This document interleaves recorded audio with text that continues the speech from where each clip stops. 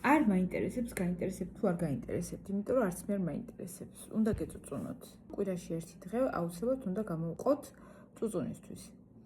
მე ვიდეოს სახით გეწუწუნებით ხოლმე და თქვენ რა როგორც გინდათ ისე მეწუწუნეთ. მე მაინც ორი ყურის პრინციპით ვცხოვრობ, ერთი შევშვებ, მეორეში გავუშვებ. ძალიან სერიოზულად არ მომისმინოთ. კიდე ხანდახან ვფიქრობ ხოლმე, რომ ბიჭად რო დაუბადებულიყავი, ნეტა როგორი იქნებოდა მეთქი, მაგრამ კი ვარ, კაი, ჩადგმული ვაშკაციც ახლა. მე არაფერი შეიცვლებოდა დიდად. აუ ისე ხანდახან წარმოვიდგენ ხოლმე, რომ სხვა ქვეყანაში დაუბადებულიყავი რა, აი მაგალითად ძირფესვიანად იაპონელი რო ყოფილიყავი, ნეტა როგორი ვიქნებოდი თქო. ოღონდ ძალიან მომწონს ხოლმე ეს რაღაცებზე რო ვფიქრობ. ხანდახან ვფიქრობ ხოლმე, აი საბურავი, ვინ დაარქვა საბურავს საბურავი? რახან იბურება, იმიტომ საბურავი? ან მაკრატელი, რატო მაკრატელი? აი ვინ შექმნა ეს სახელი? ოღონდ ბავშვობიდან ესეთი იყო დედას ქეფიცებით. მე ხანდახან მგონია ხოლმე, რომ ამბობ დროს გავრეკე, მაგრამ არ გამირეკე, იმიტომ რომ ბავშვობიდანაც ეგეთი ვიყავ. ბებია ჩემს ვეკითხებოდი ხოლმე ძალიან ხშირად რაღაცეებს რა. აი ეს ამას ის რატო ქვია? ან ეს ამას ის რატო ქვია? და ბებია ჩემი შეჭმული რომ ყავდა, მე მგონი ის ქალი ცაწყალი მატყუებდა რაღაცეებს, იმიტომ რომ არ ვჭირდებოდი რა. ძალიან ესეთი თვითცნობიერი ხო ჭკვიან ადამიანს ნიშნავს, არა. რა ქვია ადამიანს, რომელსაც ყველაფერი აინტერესებს? წიგნის ჭია. ეგ უფრო ჭკვიანი.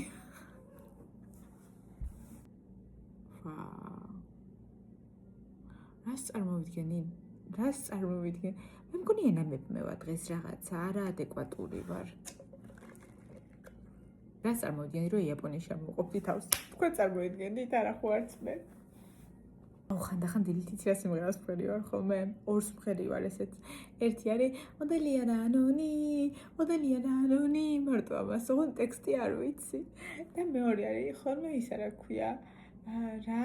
ძველი სუფრის, ძველი უბნის მელოდიებით რაღაცა ვარდო რო არის, ვარდო რომ მყარის. ვრეცხავ და ვრეცხავ, მთელი დღე ვრეცხავ. მაგას ვფერი ვარ. მე მგონი ძალიან დიდ სტრესში ვარ და ის არის რა ქვია. აი ეს რაღაცა მაქვს. აუ დედა მინდა. დედა და მამა მინდა. და რაღაცნაირი სუნი დგას აქ. თითქოს რაღაცა დაჟანგდა, ჟანგის სუნია. ქათა მექანიკით გადაბარკალ ქათამ ყუტყუტყუტყუტყუტ. მეგონა ვიტყოდი და ვერ თქვი. ხათა მექანიკით ქათამ ბარკალ კარტამ ყურტუმდებოდა, ხანაკეთ გადმოფარაკალ კარტამ. იცით თქვენ რო იაპონიაში არის ესეთი ენა მოსატეხი რაღაცეები? თონარი ნო ქიაკო გა იოკო კაკიკუ ქიაკო და. ეს ნიშნავს, რომ მეზო გვერდზე მჯდომი კლიენტი ძალიან ბევრ მოლუსკას ჭამს. ისე ჩემი მასწავლებლები რომ იყურებენ.